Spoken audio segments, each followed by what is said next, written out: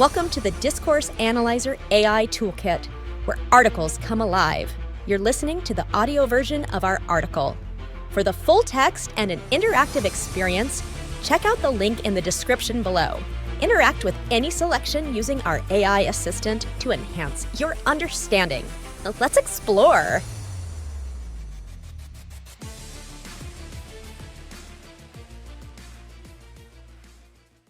Key discursive concepts in global studies. The interplay between power and knowledge is a foundational theme in global studies, especially when examining global power dynamics in discourse. Central to this exploration is the work of French philosopher Michel Foucault, who argued that power is not merely repressive but also productive, generating knowledge, norms, and truths that shape societal organization. This essay delves into how global power dynamics are constructed and maintained through discourse, highlighting the roles of hegemony, representation, media, and resistance in shaping global realities. 1. Power and knowledge. The Foucaultian perspective. In the realm of global studies, the interplay between power and knowledge is a central theme, particularly when examining global power dynamics in discourse. This relationship is rooted in the understanding that knowledge is not neutral but is deeply intertwined with power structures, shaping and being shaped by them. The French philosopher Michel Foucault profoundly influenced the study of power and knowledge. Foucault argued that power is not merely repressive but also productive. It generates knowledge, norms, and truths, thereby influencing how societies understand and organize themselves. In the global context, this perspective helps explain how dominant powers shape global discourses and, consequently, global realities. Global power dynamics in discourse. Global power dynamics manifest in various ways through discourse. Here are a few key aspects to consider. Hegemony and ideology. The concept of hegemony, introduced by Antonio Gramsci, explains how dominant groups in society maintain control not just through force but through cultural and ideological means. In global studies, this translates to how powerful nations or entities propagate their ideologies worldwide, establishing norms that others follow. For instance, Western norms of democracy and capitalism have become global standards largely due to the discursive power of Western nations. Representation and othering. Discourse plays a crucial role in representing different cultures, nations, and peoples. The way these representations are constructed often reflects and reinforces power hierarchies.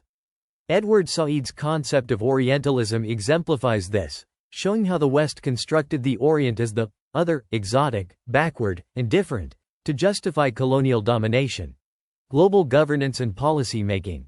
International organizations like the United Nations, the World Bank, and the International Monetary Fund are influential in shaping global discourses on development, security, and economics. These institutions often embody the interests and ideologies of powerful member states, which can marginalize alternative perspectives from less powerful nations. Media and communication. Global media networks are pivotal in shaping public opinion and discourse. The dominance of Western media conglomerates means that news and information are often filtered through a Western lens, influencing global narratives and priorities. This media hegemony can perpetuate power imbalances by prioritizing issues relevant to powerful nations while neglecting or misrepresenting those pertinent to less powerful ones. The interplay of resistance. Despite the dominance of powerful entities in shaping global discourse, there is also significant resistance. Marginalized groups and nations use various strategies to challenge dominant narratives and assert their own knowledge and perspectives. This can be seen in the rise of alternative media, global social movements, and the increasing influence of non-Western countries in international forums. Understanding the relationship between power and knowledge in global studies involves recognizing how dominant powers shape global discourses to maintain and enhance their influence. However, it also requires acknowledging the dynamic nature of discourse, where resistance and alternative narratives continually challenge and reshape the global power landscape. This intricate interplay underscores the importance of critically analyzing discourse to uncover the underlying power dynamics and strive for a more equitable global order. 2. Ideology and hegemony.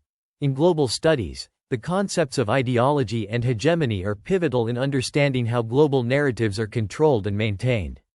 These concepts help us to analyze the ways in which certain ideas become dominant and are accepted as common sense within societies and across the globe, often serving the interests of powerful groups or nations. Ideology. Ideology refers to a system of ideas, beliefs, values, and norms that justify and perpetuate specific social arrangements, power structures, and practices. It operates subtly, influencing how people perceive and interact with the world. Formation and dissemination. Ideologies are created and spread through various social institutions, including education, religion, media, and politics.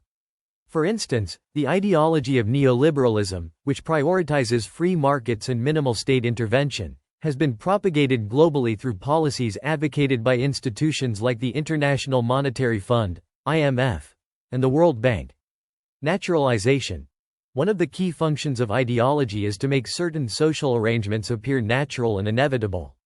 This process of naturalization obscures the constructed nature of these arrangements and discourages critical questioning.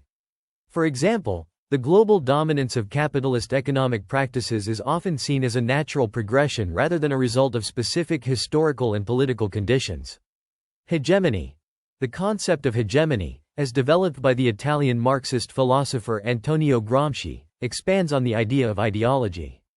Hegemony describes the way in which a dominant group secures the consent of subordinate groups not just through coercion but through the dissemination of ideological norms that the latter come to accept as natural and beneficial. Cultural leadership. Hegemony involves cultural leadership, where the dominant group's worldview becomes the cultural norm. This cultural hegemony shapes what is considered acceptable, desirable, or normal in society. For example, Western cultural products, from Hollywood films to fashion, often dominate global cultural markets, shaping tastes and preferences worldwide.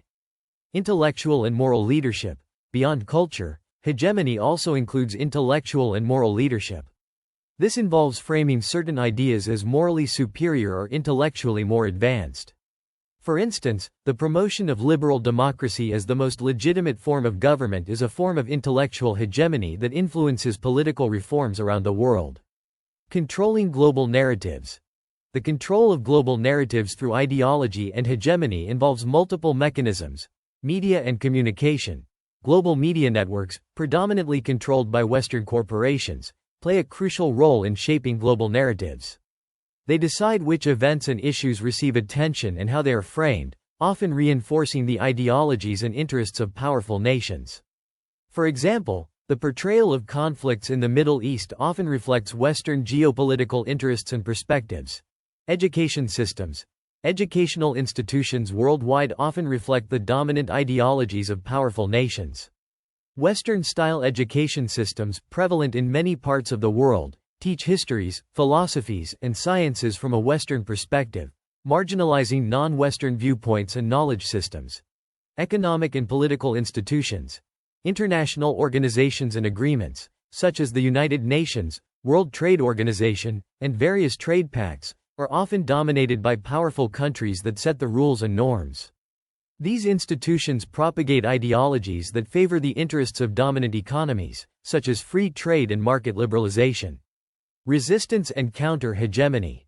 Despite the pervasive influence of dominant ideologies and hegemonic practices, there is significant resistance.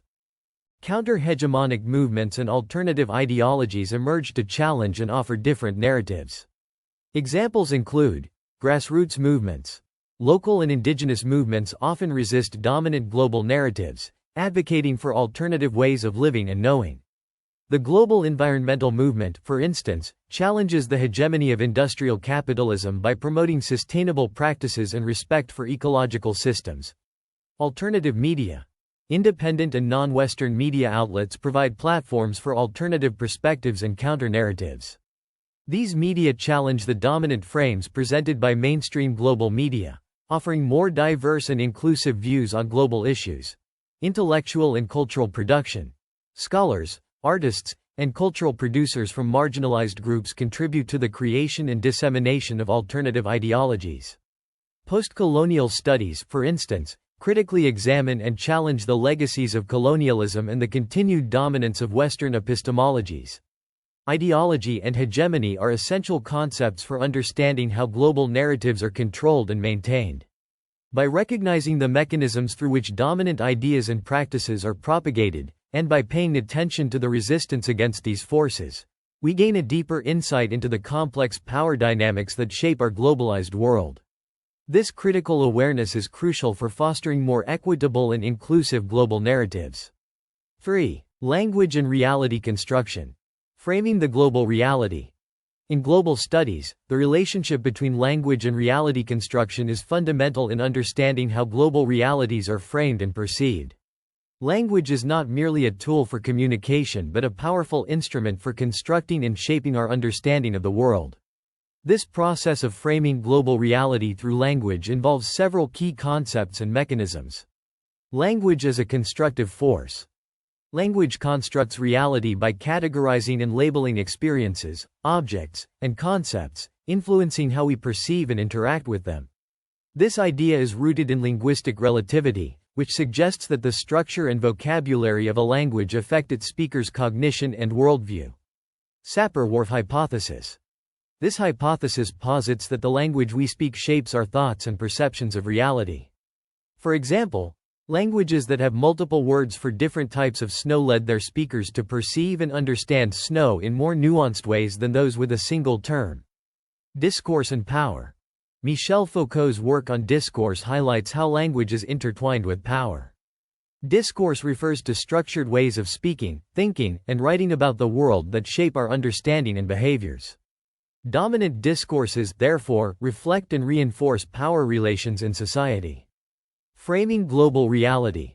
Framing is a key mechanism through which language constructs reality. It involves selecting certain aspects of a perceived reality and making them more salient in a communicative context, thereby shaping how an issue or event is understood and interpreted. Media framing. Media outlets play a critical role in framing global realities. By choosing what stories to report on and how to present them, media can influence public perception and understanding of global events.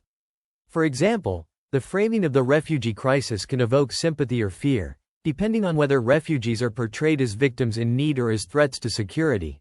Political rhetoric. Political leaders and institutions use language strategically to frame issues in ways that align with their agendas. Terms like terrorism, freedom, and democracy are often employed in specific ways to justify policies and actions. The war on terror, for instance, frames certain actions and policies in a way that legitimizes military interventions and security measures. Development discourse. The language used in international development often frames certain countries as developing or underdeveloped, implying a linear progression towards a Western model of economic and social organization. This framing can obscure the complex and diverse realities of these countries and reinforce a hierarchical relationship between the developed and developing world. Constructing identities and relationships.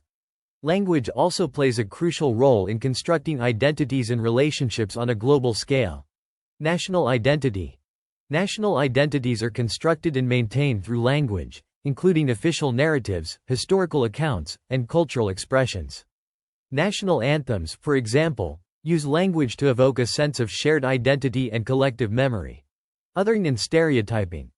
Language can construct and reinforce social boundaries by framing certain groups as the other.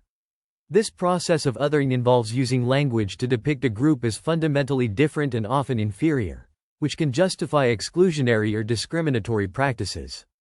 For instance, colonial discourse often framed colonized peoples as primitive and in need of Western intervention and civilizing efforts. Global solidarity and movements. Conversely, language can also be used to construct global solidarities and promote inclusive identities.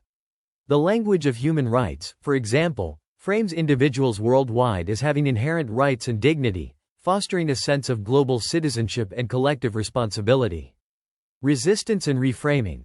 While dominant languages and frames often reflect the interests of powerful groups, there is always the potential for resistance and reframing. Counter-narratives. Marginalized groups and social movements often create counter-narratives that challenge dominant frames and offer alternative perspectives. Feminist discourse, for instance, reframes issues like domestic work and reproductive rights to highlight gender inequalities and advocate for social change. Linguistic reclamation. Groups that have been stigmatized or oppressed can reclaim derogatory terms and use them as symbols of identity and empowerment. The LGBTQ+ community, for example, has reclaimed terms like queer as positive identifiers that challenge traditional norms. Inclusive language. Efforts to promote inclusive language seek to recognize and validate diverse identities and experiences. Using gender-neutral pronouns, for example, challenges the binary framing of gender and acknowledges the existence of non-binary and genderqueer identities. The interplay between language and reality construction is crucial in framing global realities. Through various mechanisms such as framing, constructing identities, and the potential for resistance and reframing, language shapes our understanding of the world and our place within it.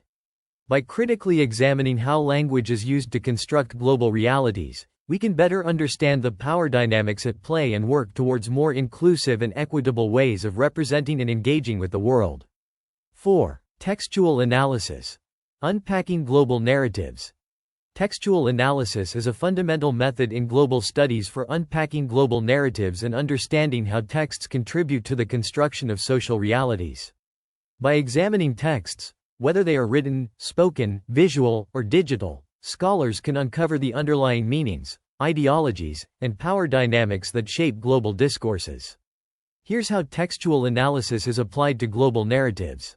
Understanding textual analysis. Textual analysis involves a systematic examination of texts to interpret their meaning and significance. It considers various elements such as language, symbols, structure, and context to reveal how texts convey messages and influence perceptions. Elements of textual analysis. Language and diction. Analyzing the choice of words, tone, and style to understand the text's impact and implications. Symbols and imagery. Identifying and interpreting symbols and visual elements that contribute to the text's meaning. Structure and form. Examining how the organization and format of the text influence its interpretation. Context. Considering the historical, cultural, and social context in which the text was produced and received. Unpacking global narratives. Global narratives are constructed through a variety of texts, including media reports, political speeches, academic articles, and cultural productions. Textual analysis helps unpack these narratives by revealing how they shape and reflect global realities. Media texts. Media texts are powerful tools in constructing global narratives. Textual analysis of media involves examining how news articles, broadcasts, and social media posts frame global events and issues. Framing and agenda setting. Media outlets select and emphasize certain aspects of a story while downplaying others. For instance, the portrayal of climate change in the media can vary from highlighting scientific consensus and urgency to framing it as a debatable issue. Bias and perspective. Analyzing the presence of bias, whether explicit or implicit, helps uncover the perspectives and interests that shape media narratives. Coverage of international conflicts, for example, often reflects the geopolitical interests of the media's home country. Political texts, political speeches, policies, and documents are key texts in shaping global narratives. Textual analysis reveals how political language constructs realities and legitimizes power. Rhetoric and persuasion. Political leaders use rhetoric to persuade and mobilize audiences. Analyzing speeches, such as those at the United Nations, can uncover how leaders frame global challenges like terrorism or migration to justify their policies. Ideological constructs. Political texts often embody ideological constructs that promote specific worldviews. For instance, neoliberal policies are frequently justified through texts that emphasize efficiency, market freedom, and individual responsibility. Cultural texts.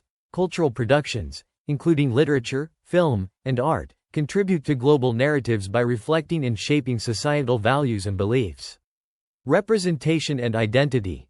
Textual analysis of cultural texts examines how different groups and identities are represented. For example, analyzing Hollywood films can reveal how they perpetuate stereotypes or challenge dominant narratives about race, gender, and nationality. Global themes and issues. Cultural texts often engage with global themes such as human rights, environmentalism, and globalization. Analyzing these texts can provide insights into how cultural producers interpret and respond to global issues. Case studies in textual analysis. Case study: media coverage of the Syrian refugee crisis framing. Textual analysis of media coverage revealed significant differences in how various outlets framed the crisis. Some media portrayed refugees as victims needing humanitarian aid, while others framed them as security threats. Language. The choice of words like migrant versus refugee influenced public perception and policy responses, with migrant often carrying negative connotations of illegality and economic burden. Case study: political speeches on climate change rhetoric. Analyzing speeches by different world leaders showed varied rhetorical strategies. Leaders from countries vulnerable to climate change often used emotional appeals and moral arguments, while leaders from major polluting nations emphasized economic considerations and technological solutions. Ideology. Texts from international climate agreements revealed underlying ideological tensions between development needs and environmental sustainability, reflecting the competing interests of developed and developing nations. Textual analysis is a critical tool in global studies for unpacking the complex narratives that shape our understanding of global issues and power dynamics. By examining the language, symbols, structure, and context of various texts, scholars can reveal the underlying ideologies and power structures that inform global discourses. This analytical approach not only enhances our comprehension of global narratives but also empowers us to challenge and reshape them towards more inclusive and equitable realities. 5. Intertextuality. Global discourse patterns across texts. Intertextuality is a key concept in global studies that helps us understand how global discourse patterns are constructed and disseminated across various texts. It refers to the interconnectedness of texts and how they reference, echo, or respond to each other, creating a web of meanings that transcend individual texts. By examining intertextuality, we can uncover how global narratives are reinforced, contested, and evolved through different forms of communication. Understanding intertextuality. Intertextuality, a term popularized by Julia Kristeva, builds on the idea that no text exists in isolation. Instead, texts are shaped by and interact with other texts, drawing on existing discourses and contributing to ongoing dialogues. Key aspects of intertextuality. References and allusions. Texts often reference or allude to other texts, creating layers of meaning that depend on the reader's awareness of these connections. Quotations and citations. The use of direct quotations or citations links texts together and situates them within a broader discourse. Parody and pastiche. Parody imitates and humorously critiques other texts, while pastiche borrows styles or motifs without mocking them, both highlighting intertextual relationships. Global discourse patterns. Global discourse patterns emerge through the interplay of intertextuality across various types of texts, including media, political, academic, and cultural productions. These patterns help establish and propagate dominant narratives while also providing spaces for resistance and alternative perspectives. Media texts. Media texts are highly intertextual, often referencing each other and drawing from a common pool of narratives, images, and symbols. News cycles. Major news events create a cascade of related articles, editorials, and social media posts that build on each other, shaping public understanding and discourse. For example, coverage of global crises like the COVID-19 pandemic saw extensive intertextuality, with media worldwide referencing scientific reports, government statements, and each other's coverage. Global narratives. Certain narratives become dominant across media platforms. For instance, the portrayal of economic globalization often relies on intertextual references to concepts like market efficiency and free trade, drawing from academic theories, political speeches, and previous media reports. Political texts. Political texts such as speeches, policy documents, and treaties are deeply intertextual, often referencing historical events, foundational documents, and other political texts to legitimize and contextualize their messages. Speeches and statements. Politicians frequently quote or reference significant documents like the United Nations Charter or the Universal Declaration of Human Rights to support their positions. These references create a sense of continuity and authority. Policy documents. International agreements, such as climate accords, often build on previous treaties, referencing earlier commitments and frameworks to construct a cohesive narrative about global cooperation and progress. Academic texts. Academic discourse is inherently intertextual, with scholars building on, critiquing, and expanding the work of others. Literature reviews. Academic articles often begin with literature reviews that situate the current study within the existing body of research, highlighting intertextual connections and scholarly dialogues. Citations. The practice of citing previous work is a fundamental aspect of academic writing, creating a network of interrelated texts that collectively advance knowledge on global issues. Cultural texts. Cultural productions like literature, film, and art often engage in intertextual dialogues, reflecting and shaping global discourses. Literature and film. Novels and films frequently reference other works, historical events, and cultural symbols. For example, post-colonial literature often engages with colonial texts, rewriting and subverting their narratives to challenge dominant historical accounts. Visual art. Artworks can reference or incorporate elements from other pieces, creating intertextual dialogues that comment on cultural, political, or social issues. Contemporary art often engages with global themes, reflecting on issues like migration, identity, and globalization through intertextual references. Case studies in intertextuality. Case study: Climate Change Discourse. Scientific reports and media. Scientific reports from bodies like the Intergovernmental Panel on Climate Change, IPCC, are frequently referenced in media coverage, political speeches, and policy documents, creating a cohesive global discourse on climate change. Activist movements. Activist texts, such as those from Greta Thunberg's speeches or Extinction Rebellion's manifestos, reference scientific findings, historical climate agreements, and other activist writings, building a powerful intertextual narrative that demands urgent action. Case study: Human Rights Discourse. Foundational documents. The Universal Declaration of Human Rights serves as a foundational text that is referenced in a wide range of other texts, including national constitutions, international treaties, and advocacy materials. NGO reports and campaigns. Human rights organizations like Amnesty International and Human Rights Watch produce reports and campaigns that reference international law, historical precedents, and each other's findings to construct compelling narratives about human rights violations and advocacy. Intertextuality is a crucial concept for understanding how global discourse patterns are formed and maintained. By examining how texts reference and interact with each other, we can uncover the ways in which global narratives are constructed, reinforced, and contested.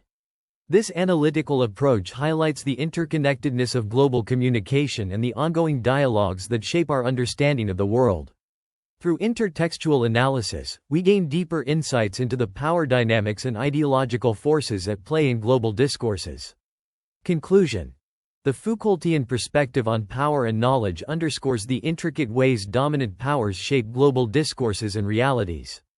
By examining how hegemonic ideologies, media representations, and political rhetoric perpetuate power imbalances, we can better understand the mechanisms of global governance and control. However, recognizing the dynamic nature of discourse, with its potential for resistance and alternative narratives, offers pathways to challenge and reshape these power structures. This critical awareness is essential for fostering a more equitable and inclusive global order. Frequently asked questions. What is the relationship between power and knowledge in the context of global studies? In global studies, power and knowledge are deeply intertwined, as knowledge is not neutral but influenced by power structures. This relationship, rooted in Michel Foucault's theories, highlights how dominant powers shape global discourses and, consequently, global realities by generating norms and truths that influence societal organization and understanding. How do global power dynamics manifest in discourse? Global power dynamics in discourse manifest through mechanisms such as hegemony and ideology, representation and othering, global governance and policymaking, and media and communication. These dynamics show how powerful nations or entities propagate their ideologies, establish norms, and influence perceptions through language and representation. What is hegemony, and how does it relate to global studies? Hegemony, a concept introduced by Antonio Gramsci, describes how dominant groups maintain control through cultural and ideological means rather than force.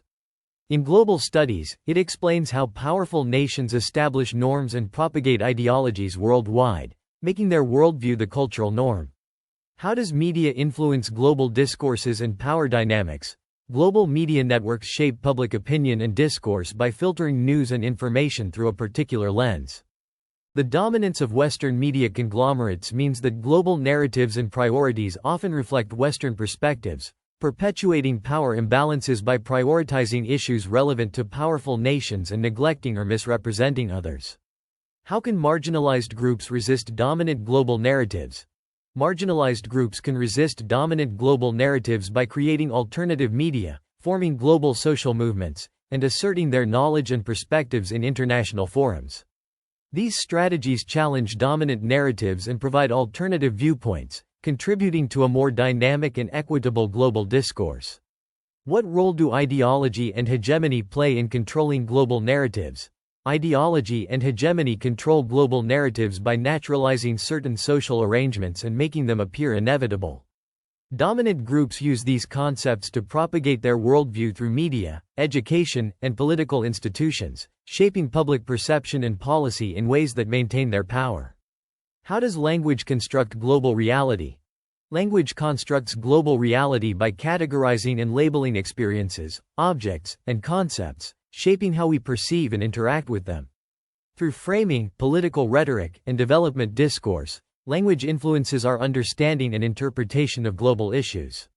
What is framing, and why is it important in global studies? Framing involves selecting certain aspects of a perceived reality and making them more salient in communication, thereby shaping how an issue or event is understood. It is important in global studies because it affects public perception and policy decisions by emphasizing specific viewpoints and interpretations. How does textual analysis help unpack global narratives? Textual analysis helps unpack global narratives by examining the language, symbols, structure, and context of texts to reveal underlying meanings, ideologies, and power dynamics. It provides insights into how texts contribute to constructing social realities and shaping global discourses. What is intertextuality, and how does it relate to global discourse patterns? Intertextuality refers to the interconnectedness of texts and how they reference, echo, or respond to each other. In global discourse patterns, intertextuality helps understand how global narratives are constructed, reinforced, and evolved through different forms of communication, revealing the ongoing dialogues that shape our understanding of the world. How do media texts contribute to global discourse patterns? Media texts contribute to global discourse patterns by referencing each other and drawing from a common pool of narratives, images, and symbols. This interconnectedness shapes public understanding and discourse on global events, reinforcing dominant narratives and perspectives. How do political texts shape global narratives? Political texts, such as speeches and policy documents, shape global narratives by referencing historical events, foundational documents, and other political texts to legitimize and contextualize their messages. They use rhetoric and ideological constructs to persuade and mobilize audiences. How does academic discourse contribute to global studies? Academic discourse contributes to global studies by building on, critiquing, and expanding the work of others through literature reviews and citations. This intertextual network advances knowledge on global issues, creating a scholarly dialogue that informs and shapes global discourses. What role do cultural texts play in global narratives? Cultural texts, such as literature, film, and art, reflect and shape societal values and beliefs by engaging in intertextual dialogues. They contribute to global narratives by representing identities, addressing global themes, and challenging or reinforcing dominant perspectives. How can intertextual analysis enhance our understanding of global discourses? Intertextual analysis enhances our understanding of global discourses by uncovering how texts reference and interact with each other, revealing the ways in which global narratives are constructed, reinforced, and contested. This analysis highlights the interconnectedness of global communication and the power dynamics at play in shaping our understanding of the world.